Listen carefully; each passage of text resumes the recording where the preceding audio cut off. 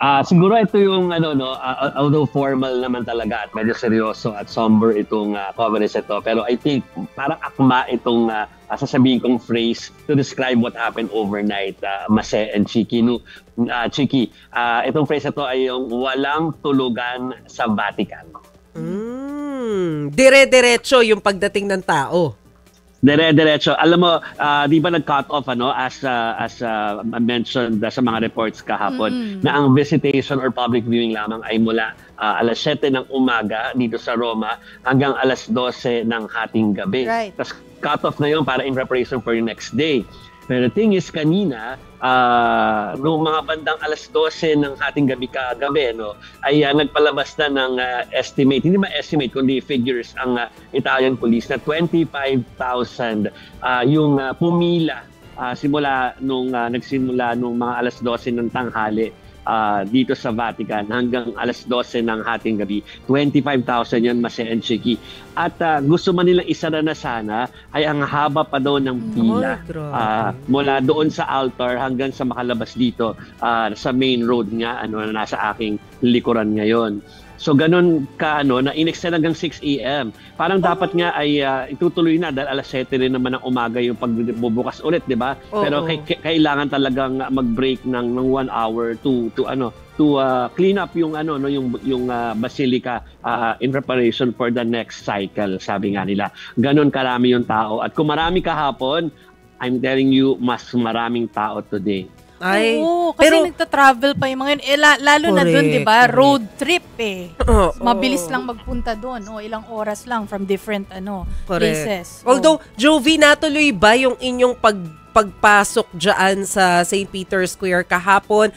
And ano ang experience? Mabilisan lang ba ang pagdaan ng mga pumapasok sa loob? Yeah, paggabi na nung kami pinapasok doon maliwanag pa dito noon dito para alas 8 pa medyo maliwanag pa pero pinapasok yung media na nagko-cover yung mga accredited media na nagko-cover dito ngayon sa funeral ni Pope Francis. Hindi para doon sa yung di ba may linya talaga yung main line para papunta doon sa papal altar. Parang doon talaga yung mga publiko na gustong pagmasdan ang mga labi ni Pope Francis. Kami ay parang one tier or one harang away from them. So, pero kita pa din pero we can't mix with them. Ang allowed lang sa amin is to cover what's happening.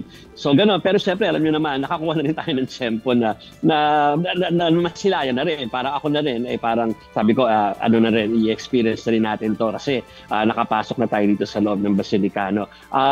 Paano ba? Kasi parang ang cliche, pag sabihin mo, parang tutulog lang, pero parang gano'n. Sige, go ahead. Oo, pwede bang makilibing ang publiko? Meron na bang details sa gano'n? Hindi ko alam kung too early pa, kasi may 2 araw pa till Saturday. Yeah, kasi kung by taxi or Uber from the Basilica, Chiki, papunta doon sa Maggiore ay parang 30 minutes. Medyo madami. 30 minutes para depende. Siguro baka mas mabilis pa pagka-close na lahat ng mga ng mga ruta on that day. Ang sinasabi nga nila is find ways na parang doon ka na, mamili ka na sa dalawa. Kung doon ka, hihintayin mo yung yung paglagak doon sa mga labi ni Pope Francis or dito ka para tignan naman yung yung rites na gagawin dito before lumayag papunta doon sa Maggiore. So ano ba ang mga paghahanda? Doon alam natin ay handang-handa na Chiki doon sa Maggiore kung saan ihimlay ang si Pope Francis. Pero dito balikan na lang natin dito sa St. Peter's Square kung saan magaganap yung funeral rites sa Sabado. Ngayon pa lang mararamdaman mo na pina-practice na o inihahanda na yung mga logistics for that day. So kahapon paglabas namin nung gabi na maliwanag pa rin doon sa Basilica, pag ang tumambad sa amin ay ayos na yung mga uupuan ng mga VIP saka ng mga members of the clergy at saka ng mga dadalo na invited talaga. May mga seats na, yung mga scaffolding, yung mga barriers ay okay na. So ngayon paano ang public? Alam naman natin na after yung 2 rows na yon, public na, di ba? Yung mga talagang gustong yung mga pumunta rito para ma-witness itong event na ito.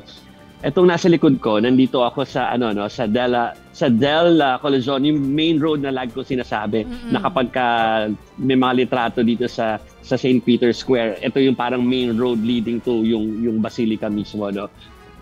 Laging puno ito kapag may event na katulad lang ganito dito sa Vatican. Kung napapansin niyo sa likod ko, parang maluwag, 'di ba? Kasi kahapon, nung nandito ako, wide open lahat ng sabihin yung buong road na yon, pwedeng daanan ng mga tao na gustong pumasok sa loob. Pero ngayon hinati na sa dalawa. Itong directly sa likod ko, yan yung walang tao ngayon. Pero yan yung lalamanan ng tao sa Sabado. Kumbaga para silang parang dyan sila, hindi sila pwedeng lumabas dyan. Pag pumasok ka, dyan ka na. Tapos yung kabila, yung farther, yung mas malayo sa akin, yun na yung parang kapag may emergency, dyan dadaan. So mga vehicles, madaling dadaan. Hindi pwedeng harangan. At alam ko na ngayon pa lang, yung several entry points sa side, na dalawang side nung basilica, ay restricted na. So talagang dito usually dumadaan na sa main road na ito. Tapos ang visibility ng police ngayon mas palpable o mas kitang-kita dahil may mga sasakyan na mismo doon sa square ng police cars o mobile. Tapos meron pa mga nakakabayo ng mga police. Ay, oo, nakita namin doon sa video mo kanina. Pinadala ko yung video, nakakabayo sila. So yan siya. At sabihin ko lang din na umulan dito kanina, siguro mga 30 minutes ago, pero hindi nabawasan yung pila. Naglabas lang sila ng payong, pero hindi sila umalis sa pila at hanggang ngayon ay gumagalaw. Pero ito, papasok doon sa altar. Paano mangyayari ngayon, Jovi? Kasi sabi mo mas marami yung mga tao ngayon. Does it mean na baka hindi ulit masunod yung 12:00 ng hating gabi na pagsasara? Kasi kung kahapon, wala na silang nagawa sa dami kasi nung nakapila Mukhang they will play it by ear at ang pag-play sa ear na yan ay ganun na nga. Kasi walang ibang choke point dito para pumigil na cut off na. Wala namang ganun So talaga nakapila yung mga tao, no? So parang hindi mo pwede i-turn away kasi parang ang average sa mga nakausap namin sa mga pumila, 2 to 3 hours for you to reach from this area kung saan ako nakatayo ngayon hanggang makapasok ka mismo sa Basilica. It will take you 2 to 3 hours para lang doon sa napakabilis lang parang i-usher ka palabas din agad kapag nando ka na sa harapan. Tapos, meron ka na bang nakita, Jovi, na mga kilalang personalities mula dito sa Pilipinas like sina Cardinal Tagle o baka nandyan na rin sina Cardinal David Advincula? Parating pa lang yung isa di ba?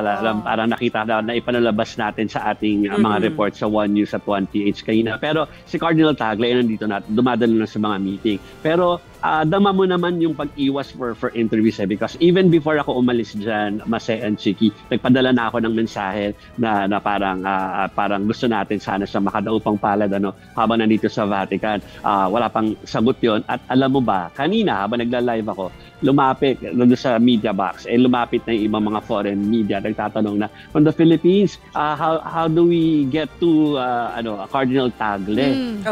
So meron ng interest, kasi nga, because of yung parang mga semi or blatant campaign sa social media about him na parang kung ikaw rin naman si Cardinal Tagle, parang ayaw mo na mangyari yon kasi it's putting a spotlight on him na parang alam naman natin na ibang klase yung procedure ng conclave na hindi naman ito popularity contest, hindi naman ito yung netizen vote or something, hindi ito parang beauty contest na online ay pwede nating suportahan. So yan din na naging panawagan ng CBCP, I understand kanina because I read yung nila, yung press release sila na nawagan na huwag gumawa ng ganong klaseng kampanya for Cardinal Tagle kasi nakakagulo lang sa doon sa sistema or sa proseso na yon. And in fact, parang di ba nga yung panawagan pa kahapon ng mga pari dito. Galangin muna itong funeral days na ito. Tapos after the funeral, may 9 days of mourning pa. After that 9 days of mourning, at saka palang pag-usapan yung conclave. Matagal. Parang wag muna ihalo, kumbaga.